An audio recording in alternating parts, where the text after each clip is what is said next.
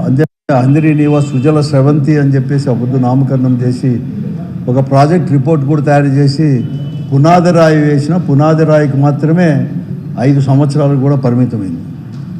ఆ తర్వాత వచ్చిన మరి చెన్నారెడ్డి గారు కావచ్చు, లేకపోతే ఇతర నాయకులు కావచ్చు,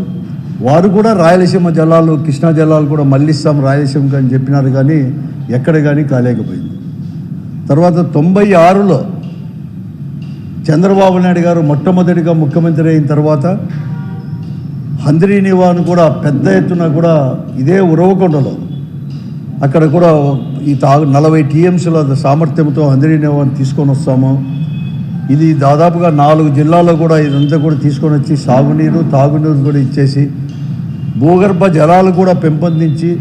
రాయలసీమకు మేలు చేస్తామని చెప్పి ఎంతో ఆర్భాటం చేసి 99 ఎన్నికల వరకు కూడా ఒక్క అడుగు కూడా ముందుకు వేయలేని పరిస్థితి కూడా అందరికీ కూడా తెలిసిందే. మరొక మారు 99లో ఎన్నికల ముందు మేము 40 టీఎంసీలతో చేయం, మళ్ళీ 5 టీఎంసీలకు మాత్రమే కుదించేది, అంటే ఇతను ఎప్పుడు కానీ కుదించేది అలవాటు అనమాట. ఇది అంటే కేవలం తాగునీటి పథకంగా మాత్రమే తీసుకొని వచ్చి 5 టీఎంసీలు తీసుకొని వచ్చేసి ఈ రాయలసీమ అంతా కూడా తాగునీటి సమస్య లేకుండా చేస్తాం, తర్వాత ఆలోచిస్తామని చెప్పి 99 ఎన్నికల ముందు మరొక మారు కూడా ఇదే కూడా ఆత్మకూరులో అప్పుడు వచ్చి సింగనమల్ల నియోజకవర్గంలో ఉండే ఆత్మకూరు ఫౌండేషన్ వేసినప్పుడు, ఇప్పుడు రాప్తాడు నియోజకవర్గంలో ఉన్న ఆత్మకూరు దగ్గర 99 కంటే ముందు ఎన్నికల ముందు 4 నెలలు 5 నెలల ముందు కూడా 5 టీఎంసీలు కుదించి పథకం వేసి 99లో మళ్ళీ అతనే వారి పార్టీని అధికారంలోకి వచ్చి ఆయనే ముఖ్యమంత్రి అయినా 2004 వరకు కూడా ఆ 5 టీఎంసీల హంద్రీ నీవా పథకాన్ని కూడా ఒక అడుగు కూడా ముందుకు వేయలేని పరిస్థితి కూడా కడకు ఆ రోజు ఇంజనీర్ల అధికారులే చెప్తా ఉండే. ఫౌండేషన్కి వేసిన రాయి ఖర్చులు కూడా మాకు అనేది కూడా చెల్లించుకోకుండా ఉన్నాడు ప్రభుత్వం అని చెప్పేసి కూడా చెప్తా ఉంది. ఆ తర్వాత రాజశేఖర రెడ్డి గారు, డాక్టర్ వైఎస్ రాజశేఖర రెడ్డి గారు 2004లో ఈ రాష్ట్రానికి ముఖ్యమంత్రి అయిన తర్వాత మరొక మారు 2005లో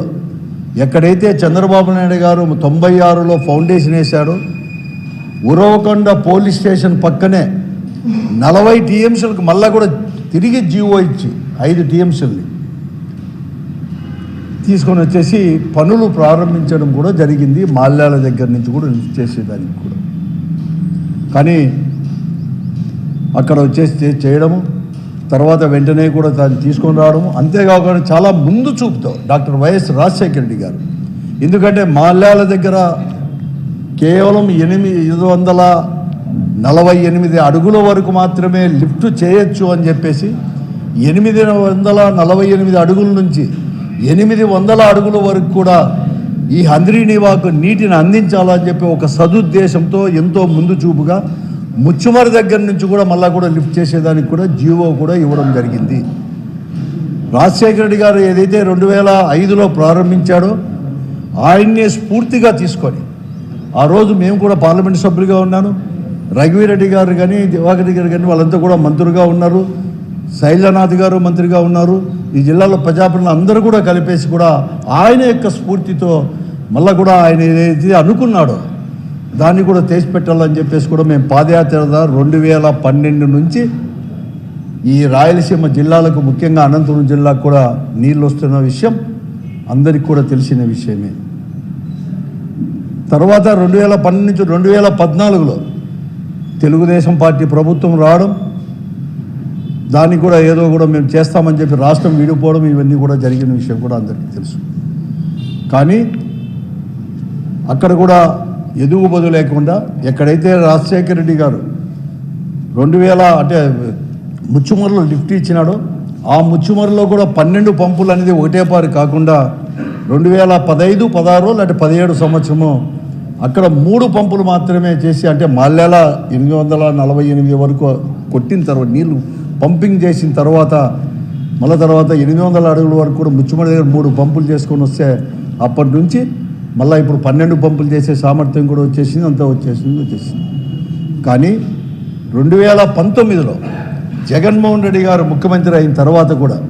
తన తండ్రి యొక్క బాటలోనూ, తండ్రి యొక్క రాజశేఖర రెడ్డి గారి యొక్క స్ఫూర్తిని తీసుకొని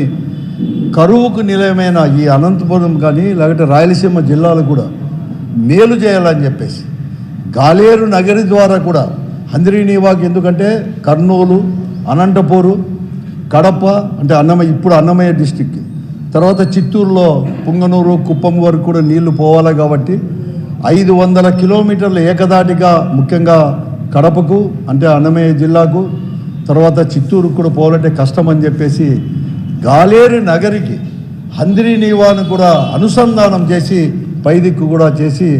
ఆ రెండు నీళ్ళని అంటే కడప జిల్లాకు హంద్రీనీవా ద్వారా పోయేటి, చిత్తూరు జిల్లాకు పోయేటి కూడా అనంతపురము, కర్నూలు జిల్లాకే వినియోగించుకునేటట్టు కూడా జీవో ఇచ్చి గాలేరు నగరి ద్వారా కూడా పనులు కూడా అక్కడ పూర్తి అయితేనే పనులు కూడా తీసుకొని పోయేదానికి, కడప చిత్తూరు తీసుకొని పోయేదానికి కూడా పనులు కూడా పెట్టి కొన్ని కోట్ల రూపాయలు కూడా ఖర్చు పెట్టడం కూడా జరిగింది. కానీ తిరిగి 2024లో అంతేకాకుండా ఆ రోజు కంటి వెలుక్కి అనంతపురం జిల్లాకు పర్యటనగా వచ్చినప్పుడు నేను ఒక అనంతపురం శాసనసభ్యుడిగా కూడా ప్రిసైడ్ చేస్తూ జగన్మోహన్ రెడ్డి గారికి, ముఖ్యమంత్రి గారికి రాయలసీమ జిల్లాలు మరీ ముఖ్యంగా అనంతపురం జిల్లాల యొక్క పరిస్థితి, తాగునీరు, సాగునీరు, కరువు ఇవన్నీ కూడా పరిస్థితి రాజశేఖర రెడ్డి గారు ముఖ్యమంత్రిగా అనుకున్నప్పుడు 3850తో ప్రారంభించిన హంద్రీనీవాని 11-12,000 క్యూసెక్కుల వరకు కూడా పెంచి సస్యశ్యామలం చేసి, ఏదైతే వరద అనేది కూడా శ్రీశైలానికి ఉండేది కేవలం 40 రోజులే కాబట్టి 40 రోజుల్లోనే 40 టీఎంసీలు కూడా ఎత్తిపోసి రాయలసీమ జిల్లాలకు అందించి, ఇంకా కూడా నీరు గన లభ్యత అనేది కూడా ఉంటే శ్రీశైలంలో అదనంగా కూడా తీసుకొని రావాలి. కరువు అనేది కూడా ఉన్నప్పుడు కూడా 40 రోజుల్లోనే 40 టీఎంసీలు ఎత్తిపోసేదానికి కూడా కావాలని చెప్పేసి కూడా రాజశేఖర రెడ్డి గారు ఆ రోజు ముచ్చుమర దగ్గర కూడా వచ్చిన దాన్ని కూడా మతికి చేస్తే ఆ రోజు బహిరంగంగా కొన్ని లక్షల మంది ఉన్నారు ఆ రోజు కంటి వెలుగు ఇదే గవర్నమెంట్ జూనియర్ కాలేజ్ మీటింగ్ పెట్టినప్పుడు 2019 ఇలాంటి 20లో చెప్తే తప్పకుండా కూడా నేను చేస్తాను, దీని సామర్థ్యాన్ని పెంచుతాను అని చెప్పి మాట ఇచ్చి ఆ మాట ప్రకారమే 2021లో మేము అడిగినట్లుగా 10,000 11,000 క్యూసెక్కులు కాకపోయినా 6,300 రూపాయలకు చేసేసి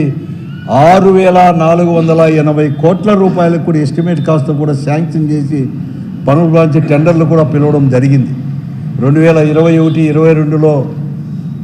ఎందుకంటే అంతే కరోనా ఇవన్నీ కూడా రావడం వల్ల 2022 పనులు